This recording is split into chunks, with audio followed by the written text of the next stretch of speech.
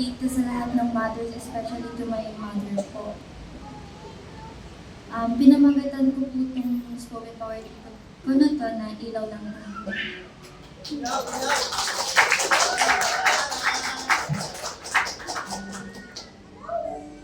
Hindi ko alam kung paano sisimulan ang tula para sa iyo, Ma. Kasi paano mo nga ba maisasama sa iisang tula ang lahat ng salamat na hindi ko nasabi noon? Ikaw yung unang tahanan bago ko pa natutunang umuwi.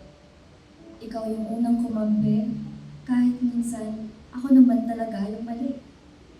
Ikaw yung tipo na pagod na pero hindi nagrereklamo. Yung kahit ubus ka na, may naitatabi ka pa rin lakas para sa pamilya mo.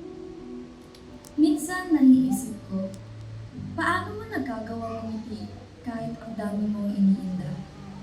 Paano mo nagagawang sabihin na okay lang ako kahit halatang hindi ka okay? At Ma, salamat kasi kahit minsan na sobrang kulit ko na, nagagawa mo pa rin ako busy. Alam kong may mga pagkakataong naiinis ka na sa akin, sa kakulitan ko, sa pagiging pasaway ko, at sa mga sagot kong pabalang kung minsan, at sa mga araw na mahirap ako intindihin. Pero kahit ganoon, nandyan ka pa rin. Hindi mo ako iniwan, hindi mo ako sinubuan. At doon ko mas naramdaman kung gaano kalalim ang pagmamahal ng isang ina. Sa bawat, anak, kumain ka na ba? Sa bawat pagpupuyat mo kapag may sakit kami, sa bawat tahimik mong sakripisyo na hindi namin napapansin noon. Habang tumatanda ako, mas lalo kong naiintindihan kung gaano kahirap maging isang ina. Kasi hindi lang pala ito tungkol sa pag-aalaga.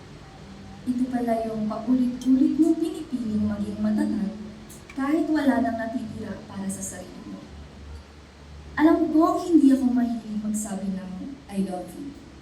Kaya ngayong Mother's Day, gusto kong malaman mo na nakikita kita, na-appreciate kita, at mahal na mahal kita. Hindi ko man laging nasasabi, pero ikaw ang isa sa dahilan kung bakit nakakayanan ko araw-araw. Ikaw yung ilaw kapag madilim na ang lahat. Ikaw yung pahinga ko kapag sobrang bigat na ng mundo. At kung may isang bagay man na gusto akong ipagpasalamat kay Lord, yun ay ang magkaroon ng isang ina na katulad mo. Happy Mother's Day, Ma. Mahal na mahal.